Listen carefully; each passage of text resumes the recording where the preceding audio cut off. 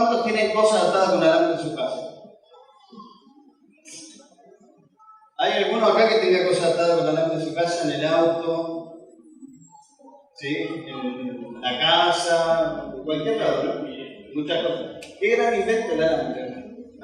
Nos resuelve un montón de cosas. Pero la realidad es que el alambre nos soluciona por un tiempo, y ustedes dirán, no sabes cuántos años hace que lo tengo atado con alambre. Pero va a llegar un momento que el alambre no va a resistir, o no va a quedar bien, o va a empezar a funcionar mal. Y lo bueno es volver a poner el original, ¿verdad? Sea con lo que sea, pero el problema cuál es, no es con las cosas de la vida que a veces resolvemos atándolas con alambre, no hay problema. El problema cuál es, cuando esa forma cultural de pensamiento que tenemos nosotros lo aplicamos a la vida con el Señor, a la vida espiritual. Y pensamos que con Dios podemos atar las cosas con alambre y hacer las cosas así nomás y decir, bueno, tal Dios sabe, y lo hago un poquito con alambre y tengo una oración por acá y una arrepentida por allá, pero en realidad no hay un compromiso de pagar el precio del original, porque el original siempre es mucho más caro que el repuesto alternativo que nos presenta el diablo. El diablo siempre te da alternativas para solucionar las cosas, pero cuando uno quiere realmente hacerlo de Dios, tiene que ir y comprar el original, y el original siempre es más caro. ¿Y se acuerdan del primer domingo que empezamos a hablar de esto, de sanar el espíritu? Hablamos también de otro invento. ¿Se acuerdan cuál era el invento? El Movicon, el celular, ¿no? Y se acuerdan lo que hablábamos del Movicon, que cuando se le rompía la antena uno perdía la comunicación, y a veces uno está roto en el espíritu, y una de las cosas que aprendimos es que el Espíritu de Dios tiene comunión con mi espíritu, no lo tiene con mi alma, ni con mi cuerpo, ni con la mente o el corazón humano, sino con el espíritu humano. El Espíritu de Dios se comunica con el espíritu. Y cuando mi espíritu está mal, está roto, está contaminado, está hecho percha, ahí se produce una ruptura en la comunicación con Dios, o me llega distorsionada la comunicación con Dios, y entonces el alma, los sentimientos, los pensamientos, las pasiones de la carne comienzan a ganar terreno en mi vida y me hago bolsa. Y siguiendo esta línea, hoy vamos a hablar de sanar nuestro espíritu también, pero un tema muy importante que es recuperando el control de nuestra vida. Recuperar el control de la vida. Ya que venimos hablando de esto, de los inventos y qué sé yo, este domingo voy a seguir sobre esa misma línea, y cálmense que no voy a hacerlo todos los domingos. Pero hay otro invento que le simplificó la vida a muchos de nosotros, y principalmente a los hijos. Y ahora van a ver por qué digo esto. Es un invento que nos facilita la vida. Es un invento que nos hace estar cómodos y a la distancia poder ejecutar un comando. ¿A qué me estoy refiriendo? Si empiezan a sospechar, a ver. A la distancia poder ejecutar un comando, yo estoy cómodo, tranquilo. ¿Qué sería? A ver si hay alguno. No me haga la señal, decímelo. El control remoto, muy bien. El control remoto. Ustedes como que ya viven la vida así, más los chicos de ahora, ¿no? Como que ya tienen incorporado, ¿no? Todos estos inventos, el celular, las redes sociales, internet, wifi, el control remoto, que es algo que vos decís, no es nada interesante hoy día el control remoto. Pero, como dije el primer domingo cuando empezamos a hablar de esto, por lo menos mi generación y generaciones anteriores, vieron la manifestación de toda esta tecnología cuando no la teníamos. Por ejemplo, yo cuando era chico, el televisor blanco y negro, ¿cómo se piensan ustedes que cambiamos los canales? Bueno, los más grandes ya saben, ¿no? ¿Cómo lo cambiaban? Había un selector de canales, ¿no? Que vos lo hacías y que a veces no agarraba bien, yo tendrías que volver para atrás hasta que agarrara por lo menos mi televisor. ¿Y por qué dije que le simplificó la vida a los hijos? Porque los padres estaban sentados y me decían, Andrés, anda a cambiar el canal. Entonces yo tenía que ir a cambiar el canal, ¿viste? Tenía que ir hasta Yo fui uno de los más agradecidos cuando apareció el control remoto, porque ya se me terminó la esclavitud de hacer de control remoto. Después, más adelante, el selector de canales cambió, apareció el televisor a color y todavía sin que esté en control remoto, el selector de canales ahora aparece con botones. Y entonces apareció otra especie de control remoto que mis viejos lo usaban. El palo de la escoba, algún palo que sirviera para no pararse a cambiar el canal. Es interesante porque cuando inventaron el control remoto, en los años 50, miren, acá llegó todo mucho más tarde. Si hoy día todavía, con la tecnología y con todo el avance que hay en el correo, y eso que ahora vos mandás algo al exterior y llega hasta el mismo día, a través de un avión. Pero en esa época todo llegaba mucho más tarde. Imagínense, hoy todavía siguen llegando las cosas más tarde, de Norteamérica, de Europa, de otros países. En los años 50, acá el control remoto, ¿en qué año llegó? A ver, no quiero mirar a nadie específicamente, pero ¿en qué año llegó el control remoto acá a Argentina? Como en los años 70 y pico, 80, ¿no? En los 80. Y ya en los años 50 se había empezado a descubrir. Pero lo gracioso es que lo llamaron en inglés. Yo no lo voy a pronunciar en inglés, lo tengo escrito acá, pero lo voy a decir para que ustedes no se ríen. Pero la traducción era para vagos. El primer nombre del control remoto fue para vagos. Oficialmente yo me reconozco dentro de esa designación. Y se usaba justamente para poder tener el control de las cosas. Después del control remoto del televisor apareció el control remoto del aire acondicionado y de todos los electrodomésticos hay control remoto, ¿no? Hasta tenemos control remoto, por ejemplo, había control remoto del, yo le digo pasacassette, del auto estéreo. Venían con control remoto. Vos estás ahí manejando, estás ahí con el aparato, pero lo manejás de un control remoto. Parecería ridículo, pero existe. Como dije hace un par de domingos, todo esto no tiene nada que ver con algo serio, pero lo uso de ejemplo porque también tiene que ver con nuestra vida espiritual. ¿En qué sentido? Que muchas veces nosotros perdemos el control de la vida porque lo está manejando otra área de nuestro ser. Como cuando éramos chicos, y quizás aquellos que tienen hermanos habrán discutido y peleado para ver una película o para ver, no sé, los dibujitos o lo que fuera. De la misma manera, en nuestro interior hay una pelea por ver quién tiene el control. ¿Me siguen hasta acá? ¿Se acuerdan que nosotros hablamos que nosotros somos seres trinos, espíritu, alma y cuerpo? Y hay una batalla en nuestro interior para ver quién tiene el control. Y nosotros, la mayoría de nosotros, hasta que llegamos a una madurez espiritual, no nos damos cuenta quién es el que tiene el control de nuestra vida. Si yo les pregunto ahora, hermanos, ustedes que están acá, díganme, ¿quién está controlando tu vida ahora? ¿Tu espíritu, tu alma o tu cuerpo? Por supuesto no quiero que me contesten, sino que estoy haciendo una pregunta para pensar. Yo mismo me lo pregunto, Andrés, ¿quién está controlando tu vida ahora? ¿Tu espíritu, tu alma o tu cuerpo? Nosotros encontramos en la palabra de Dios las respuestas a todas las cosas. No hay nada que esté fuera de la palabra de Dios. Todo está contemplado en la palabra de Dios. Cuando Dios nos creó a nosotros, nos creó con un espíritu, con un alma y con un cuerpo, y nos creó para tener comunión con Él. De hecho, ¿se acuerdan? Y leen en Génesis que Dios se paseaba por el huerto y hablaba con Adán y Eva, como estamos acá nosotros ahora hablando, cara a cara. No había esa distancia con Dios, o esa inconsciencia de Dios, o esa falta de presencia de Dios, o esa falta de visualizar a Dios.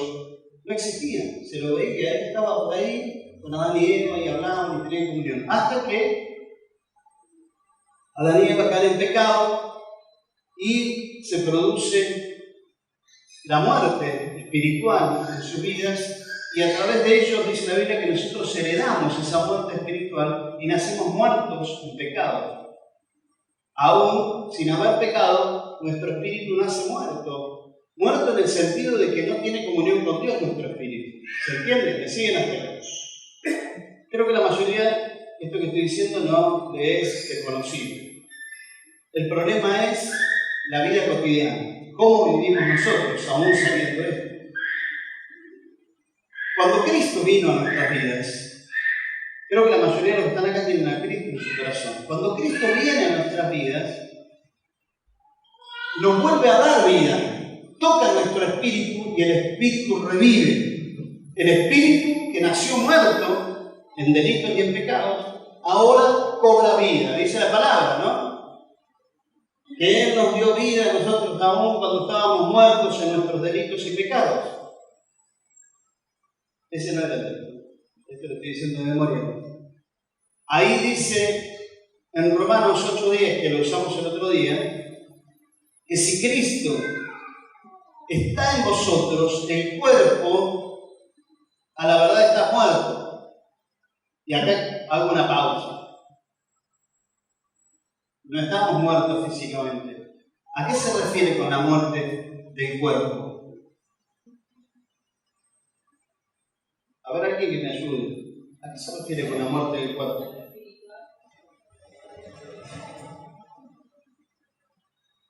Dice, el cuerpo está muerto, pero a causa del pecado, más el espíritu vive a causa de la justicia.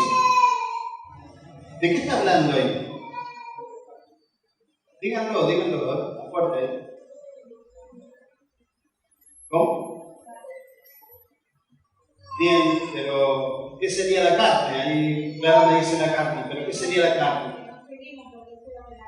Exacto, o sea, el cuerpo muere al control. Si bien vivimos físicamente, dice el apóstol Pablo, ya no vivo yo, ¿verdad? Dice, ya no vivo yo, más vive Cristo en mí, y lo que ahora vivo en la carne, el cuerpo, lo físico, las pasiones, el deseo, lo vivo en la fe del Hijo de Dios, el cual me amó y se entregó por mí. ¿Alguien está pensando algo que le gustaría decirlo? Quiero dar la oportunidad. Dice que si Cristo, simplemente esto, Cristo está en tu corazón, entonces tu espíritu vive. Amén. El espíritu está vivo. Pero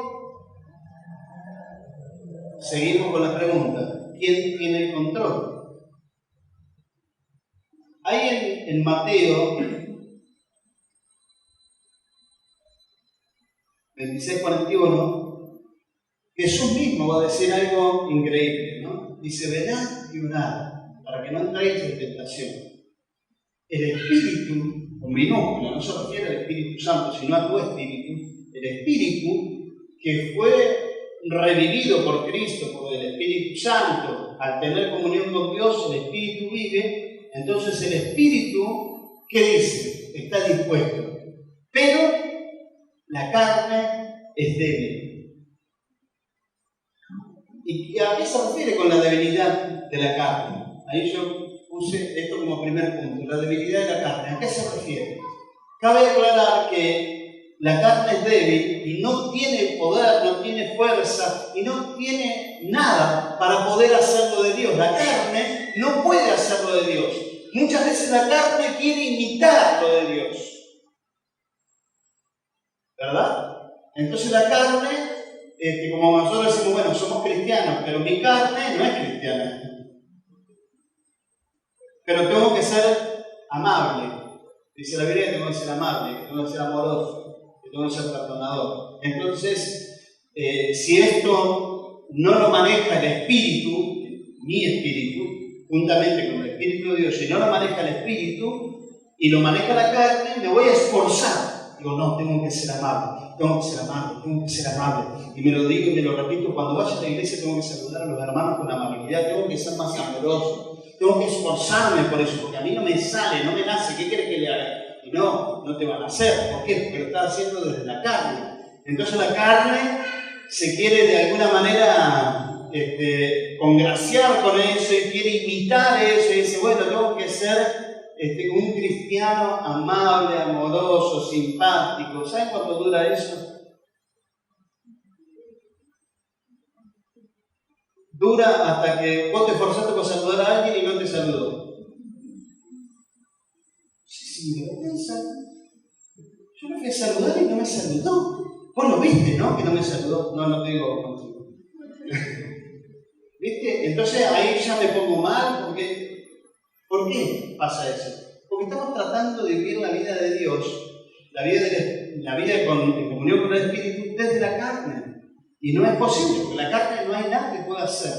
La carne tiene que ir muriendo, tiene que ser sometida, tiene que ser aplastada, tiene que ser encarcelada. Por eso es débil. Pero por otro lado, es fuerte la carne.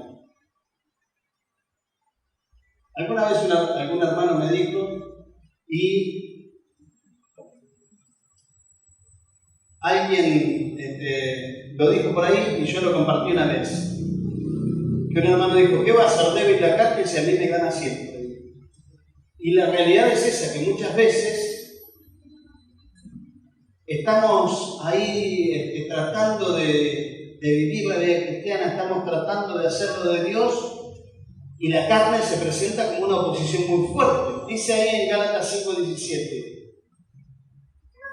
Porque el deseo de la carne, fíjense que lo va a decir claramente, el deseo de la carne es contra. O sea, la carne es la contra del espíritu. Y dice más, el deseo de la carne es contra el espíritu y el del espíritu, el deseo del espíritu es contra la carne. Y estos se oponen entre sí para que no hagáis lo que queréis. O sea, hay una oposición, hay una batalla continua en nuestro interior de reaccionar en la carne, de hacer las cosas en la carne, de hacerle caso a la carne, de darle el control a la carne o darle el control al espíritu. ¿Por qué? Porque el deseo del espíritu es contrario al de la carne. El problema cuál es, cuando a veces nosotros no sabemos discernir, no nos damos cuenta de quién está controlando nuestra vida y reaccionamos pensando que está bien lo que estamos haciendo y resulta ser que el que está controlando mi vida, el que está teniendo el control de la vida es mi carne y no el espíritu. Debemos reconocer que la carne, o sea, ¿qué es la carne? No se refiere solamente... Gracias. No se refiere justamente solamente al cuerpo. Sí, esto es carne y huesos, sí. Pero cuando la Biblia habla de la carne, habla del sistema de creencias, de pensamientos, de hábitos, de costumbres, de estructuras de pensamiento culturales que nos manejan la vida. Yo quisiera que Quisiera dar un ejemplo bien claro. ¿Qué es la carne? La carne es todo lo que nosotros traemos de la cultura, de la herencia, de la enseñanza que nos dieron nuestros padres, que nos dio la sociedad, de las cosas que vivimos en la vida, que fueron formando nuestra vida, que le dimos importancia, que le dimos valor, que le dimos lugar en nuestra vida. ¿Vos por qué sos como sos? Viste que hay gente que dice, bueno, yo soy así. Yo soy así. ¿De dónde sacaste eso? Eso lo sacaste de la cultura. Que es una cultura egocéntrica, que te hace pensar en vos mismo sin pensar en los demás. Y entonces decimos, y bueno, yo soy así, si me quererme así como soy, yo no voy a cambiar. Y la realidad es que la Biblia dice otra cosa. La Biblia dice que nosotros podemos ser transformados, que podemos ser cambiados, que podemos ser nuevas personas. La Biblia dice que en Cristo somos nuevas criaturas. ¿Ven cómo chocan la carne, el pensamiento de la carne con el pensamiento del espíritu? Pero ¿quién tiene control en tu vida? El pensamiento de la carne. Que vos te lo creíste como algo bueno, como tu estandarte, tu caballito de batalla, que vos decís, bueno, esto es lo que yo creo, lo que yo pienso, lo que a mí me parece. Y esta es la verdad. ¿Pero es realmente así? ¿Verdad según quién? Entonces, si vamos a la palabra, ahí encontramos la respuesta. Ahí encontramos la verdad verdadera, valga la redundancia. Pero si nosotros dejamos el control de nuestra vida a nuestra estructura de persona, creada por la sociedad, la cultura, la familia, las experiencias, estamos al horno, porque vamos a estar siempre en conflicto y nunca vamos a poder avanzar. ¿Me siguen hasta acá? Sí, gracias.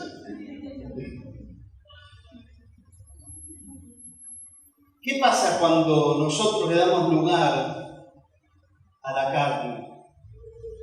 Y escuchen esto, no tiene por qué ser algo escandaloso. Si le damos lugar a la carne, y yo me imagino, no sé, en algo terriblemente pecaminoso. No. El simple hecho de no hacer nada es darle lugar a la carne. Porque la Biblia dice que el que sabe hacer lo bueno y no lo hace, es contado por pecado. Entonces le estamos dando lugar a la carne. El no esforzarnos por hacerlo de Dios es darle lugar a la carne. Nos empezamos a enfriar creyendo que somos maduros y que no hay problema, que no hay que ser religioso. Entonces nos empezamos a enfriar, nos comienza a interesar más las cosas del mundo que las cosas de Dios. Empezamos a alimentarnos más y a dedicarle más tiempo a las cosas de este mundo y no a las cosas de Dios. Y todo comienza a perder sentido y nos empezamos a cuestionar y a decir, ¿para qué? ¿Para ir a la iglesia, a orar, a leer la Biblia? ¿Para qué? Estoy perdiendo el tiempo. Y el diablo, cuando va a empezar a pensar así, empieza a matar gente, ¿viste? Tus amigos, tus familiares más queridos, que vienen y te dicen, ay, ¿seguís yendo a esa iglesia? ¿No ves que ahí perdés el tiempo, te roban la plata? ¿Para qué vas a perder el tiempo ahí? Y vos empezás a creer. Y la carne te dice, sí, quedate este domingo, mirá el calor que hace. Hoy muchos hermanos quedaron atados entre las aguas de la carne. En la pileta, ¿no? Ahora, dice en Romanos 7:18. No. Sí. Hablando de la carne, dice, y yo sé que en mí, dice Pablo, y esto vos lo tenés que reconocer. Esto es, en mi carne, no mora el bien. En todas esas cosas que yo heredé de alguna manera, las estructuras de pensamiento, aún la religión, la religiosidad, en todo eso no hay nada de bueno. ¿Por qué? Porque ahí mora, dice, el mal, vive el mal y no el bien. Porque el querer el bien está en mi espíritu, pero no el hacerlo. El espíritu quiere, pero la carne no. Jesús lo dijo. El espíritu está dispuesto, pero la carne es débil, no puede hacerlo de Dios la carne. ¿Por qué? Porque está en conflicto, no lo quiere. Y cuando nosotros le damos lugar, aún, como dije, sin hacer nada, empezamos de alguna manera a morir. Dice en Romanos, sí, ahora, 8:6, dice, porque el ocuparse de la carne es, ¿qué? Muerte. Pero el ocuparse del espíritu es vida y paz. En Gálatas dice, porque el que siembra para su carne, de la carne segará corrupción, mas el que siembra para el espíritu, del espíritu segará vida eterna. Esto es un principio espiritual, una ley espiritual, no es religión, no es una enseñanza de cualquiera, es palabra de Dios para nosotros. Y es un principio espiritual que si nosotros lo practicamos y lo aplicamos a nuestra vida, lo vamos a experimentar porque la palabra de Dios es viva y es eficaz. Entonces, si yo la pongo en práctica, voy a ver esto que está escrito hecho realidad en mi vida. Y hermanos, de hecho y de verdad, lo experimento todos los días. Cuando le doy lugar a la carne, me siento morir, me siento enfriado, me siento lejos, me siento distante, desamorado, desinteresado. Pero cuando le doy lugar al Espíritu, cuando siembro para el Espíritu, ¿cómo siembro para el Espíritu? ¿Ustedes me pueden decir cómo se siembra para el Espíritu? Estamos hablando del espíritu humano, ¿no? ¿Cómo siembro para que mi espíritu esté vivo, fuerte, sano? ¿Cómo hago para sembrar?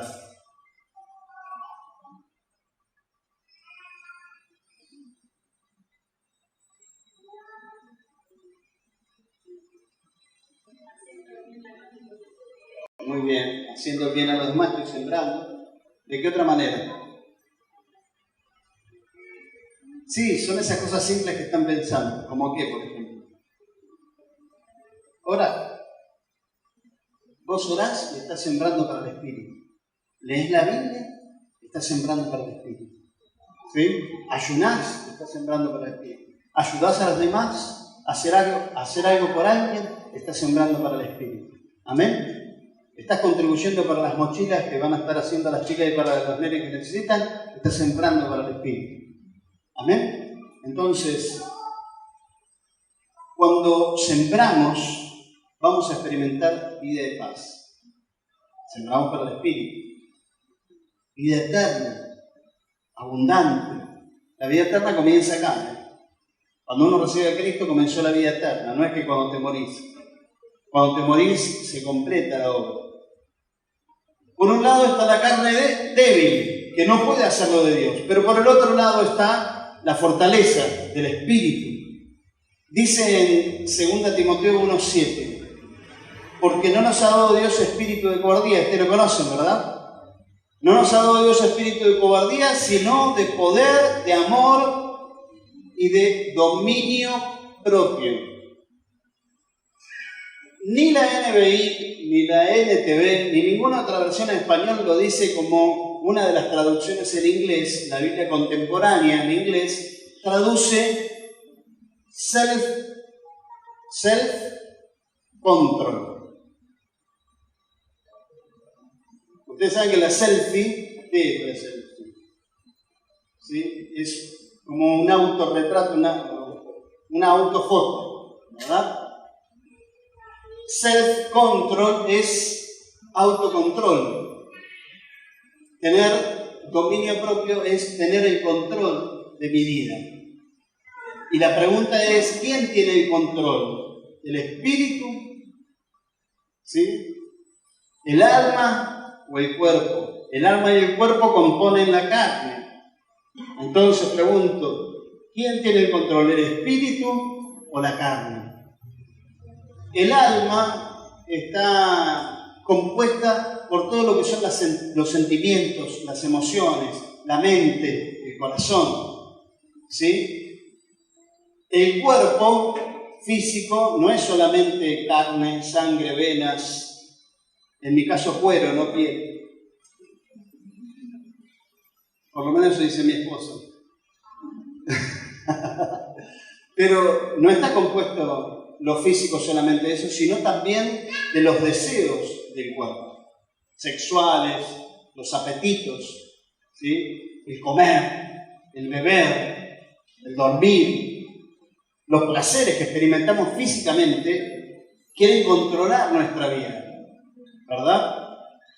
Confiesen, ¿cuántos de ustedes tuvieron lucha para venir hoy? Y ganó el espíritu. Ahí está, bien, hay que confesar. Algunos ya están tan entregados que no tienen opción, ¿viste? Ya vienen como los presos para la cárcel, ¿viste? Así van. Dicen, ya sé que tengo que ir y no puedo hacer otra cosa. No, pero yo sé que muchos vinieron a alabar, a adorar y a celebrar con alegría al Señor a pesar del calor insoportable. Lo maravilloso es que Dios, hermanos, escuchen esto, lo maravilloso es que Dios nos da la oportunidad de volver a tener el control de la vida, como al principio, como cuando Dios nos creó, para poder tener esa comunión cara a cara con Dios, sin intermediario, sin que dependa de las circunstancias, sin que dependa de alguien que esté intermediando por mi vida espiritual. Necesitamos hermanos, hermanas, pastores, líderes, amigos que nos ayuden en nuestra vida espiritual, que nos enseñen, que nos discipulen, que nos contengan, que nos oren, que nos ayuden. Pero aún así, sin eso, tenemos la posibilidad maravillosa de tener una relación fuerte, pura, con el Señor, donde podemos hablar cara a cara con Él. Y eso se llama comunión de nuestro espíritu con su espíritu. Que no haya nada en el medio que haga ruido, que no haya nada atado con alambre y que no perdamos el control, que nuestro espíritu no pierda el control. Uy, ¿dónde dejé el control? Hay algunos que les pasa eso, ¿verdad? Y andan revisando por todos lados. A mí nunca me pasa eso, porque nunca me dan la oportunidad de tener el control. Pero bueno, necesitamos alimentar, dinamizar, fortalecer nuestro espíritu. Dice en Efesios 3:16, sí, creo que es eso, ¿no? Efesios 3:16 dice: le pido que por medio del Espíritu y con el poder que procede de sus gloriosas riquezas, los fortalezca a ustedes en lo íntimo de su ser. ¿Y qué es lo íntimo de nuestro ser? Nuestro espíritu. Ser fortalecido a través del poder de Dios. El Espíritu Santo, en comunión con nuestro espíritu, trae toda clase de riquezas para nuestro espíritu. Amén, hermanos. No podemos decir que no hay nada de Dios para mí. Tengo que ir en búsqueda de eso. Tengo que ir a la presencia de Dios en oración y clamar: Señor, derramad de tus riquezas sobre mi vida, sobre mi espíritu, porque quiero estar en comunión. El Espíritu Santo, en comunión con nuestro espíritu, trae toda clase de riquezas para ser fortalecidos, de manera que podamos tener el control de nuestra vida. Y esto no tiene nada que ver con que la iglesia organice un plan de lectura bíblico o que la iglesia organice una serie de discipulados donde vos vas a alimentar tu espíritu. Tiene que ver con tu vida en comunión con Dios.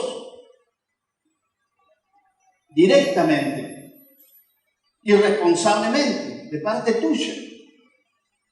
Dice en Lucas que Jesús, hablando de Jesús, que el niño crecía y se fortalecía en espíritu. ¿En qué se fortalecía? ¿Y tu espíritu cómo está? ¿Está fuerte tu espíritu? ¿O qué es lo más fuerte en vos? ¿Tu carácter? Nuestras fortalezas se tienen que convertir en debilidades para que el espíritu se haga fuerte. Amén. Por eso Pablo decía, la famosa frase que a todos nos gusta porque es muy poética y muy linda, que dice: cuando soy débil, soy fuerte. Pero ¿saben que está hablando ahí? De una agonía, de morir a uno mismo, de morir a tu orgullo, tu soberbia, tu razón, tus justicias, tus glorias, tus logros, de morir a quien sos como persona. A eso se refiere Pablo cuando dice: cuando soy débil, soy fuerte. ¿Por qué dice eso? Cuando soy débil, soy fuerte. Porque cuando nuestra carne se debilita, cuando nuestro orgullo se debilita, cuando nuestra personalidad se debilita, entonces el Espíritu de Dios puede activar la nueva persona que Dios creó en nuestro espíritu. Y ahí empezamos a reflejar a Cristo y no empezamos a reflejar a nuestros padres, a nuestros viejos, porque a veces reaccionás como tu vieja, reaccionás como tu viejo, reaccionás como la sociedad te formó, o por las historias que tuviste, o por las malas experiencias que tuviste en la vida. Entonces reaccionás hacia ciertas cosas que te aparecen en la vida, reaccionás mal o reaccionás bien, eso es peor. Pero la idea de Dios es que la nueva persona que Él te dio comience a ser fuerte.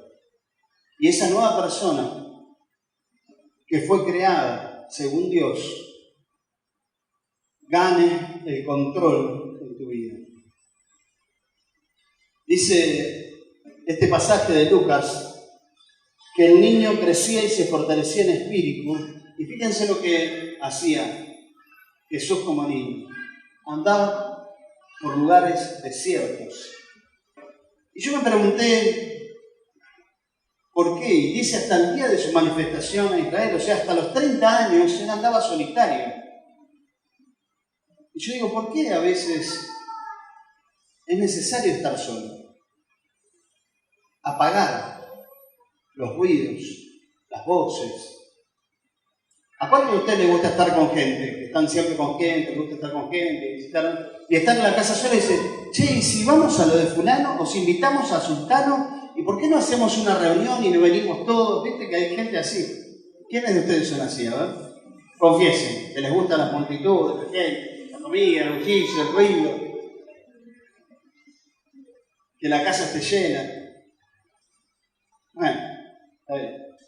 Pero la mayoría de ustedes lo hacen, ¿o no? Que se juntan, van, salen, vienen. Están los otros solitarios, pero que les gusta estar solos, ¿pero para qué? Para paviar. Para pasar el tiempo y estar así mirando el techo, y ahora, con el intento que hablamos el primer domingo, con el celu, ¿viste? Con la tele. ¿Quién es? Tocan el timbre. ¿Quién es? Llaman, mandan un mensaje. No, después le contesto, ahora estoy mirando la tele, o quiero estar solo, mirando el techo. Pero la idea de la soledad de Jesús era para fortalecerse en espíritu. Entonces cuando estaba solo estaba en comunión con Dios. No era que estaba haciendo pavadas, sino que estaba ahí interactuando con Dios. Y el miércoles pasado yo compartí una palabra interesante para fortalecer nuestro espíritu. Fortalecer el espíritu, hermanos. No tiene nada que ver con el cuerpo. El cuerpo puede estar cansado, pero el espíritu puede estar fuerte.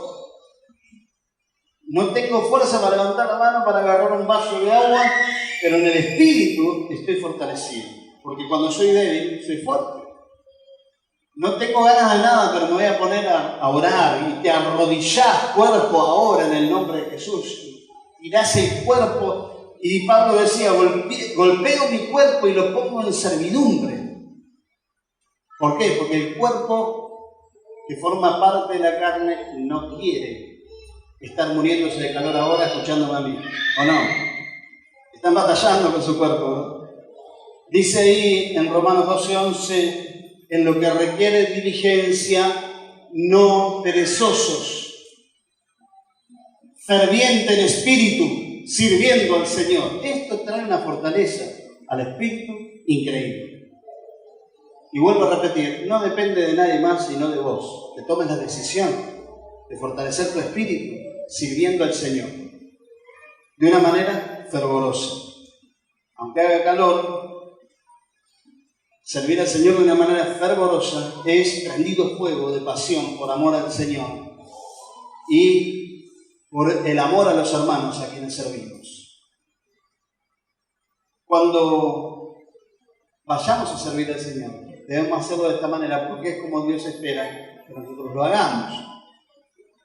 Y por último, en Juan 4, 23 y 24 va a decir algo que ustedes ya saben, pero que es la forma correcta de vivir una vida de adoración a Dios.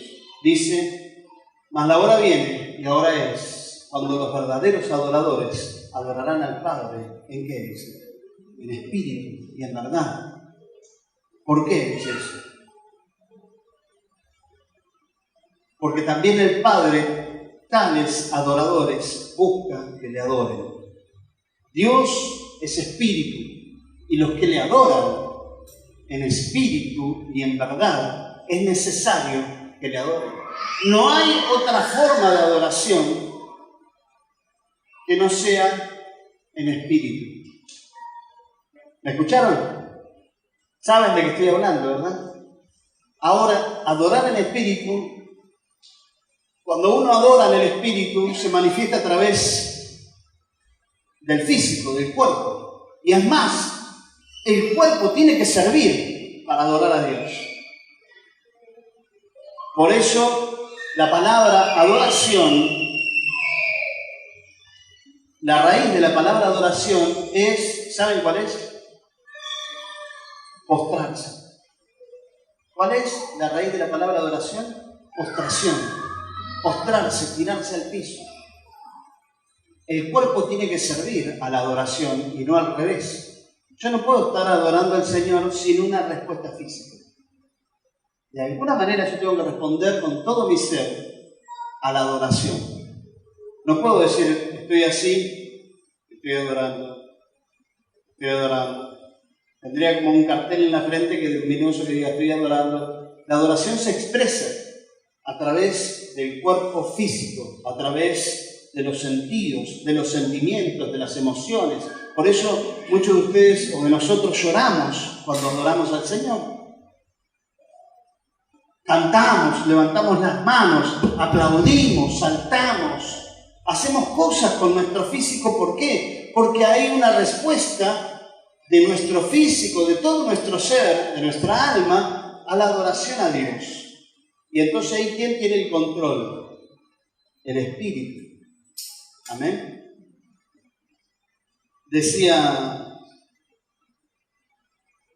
Dice Lucas 1:47, mi espíritu se regocija en mí, en Dios mi Salvador. Mi espíritu se regocija. ¿Saben qué es el regocijo? Es la expresión máxima de la alegría. ¿Cómo se expresa de una manera máxima la alegría? ¿Cómo sería?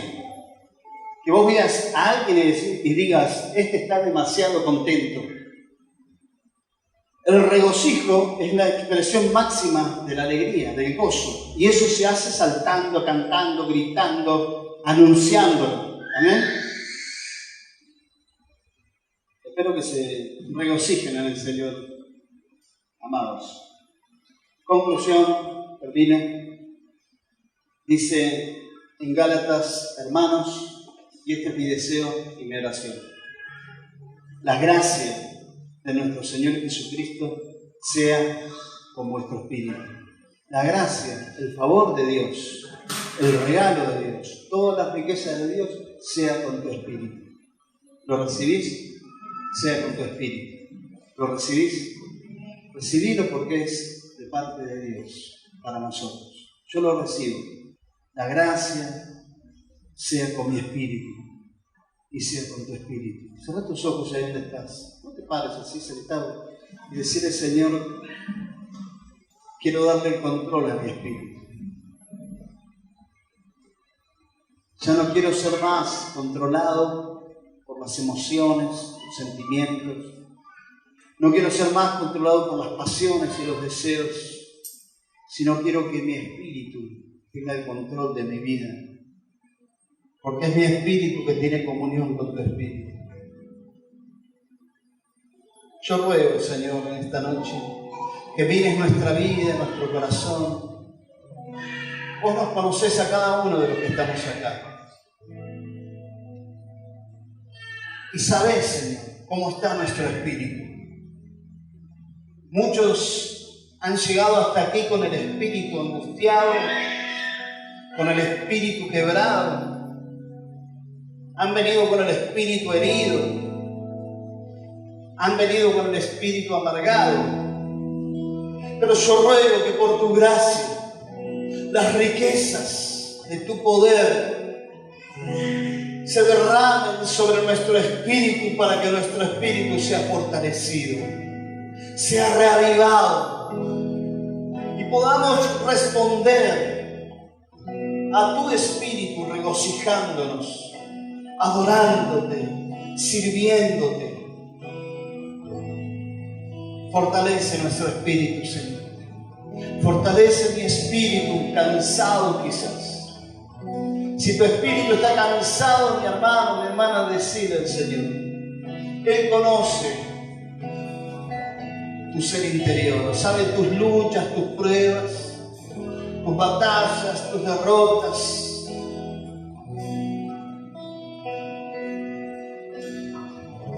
Y en esta noche nos llama a través de su palabra a venir a Él para que nuestro espíritu recobre vida.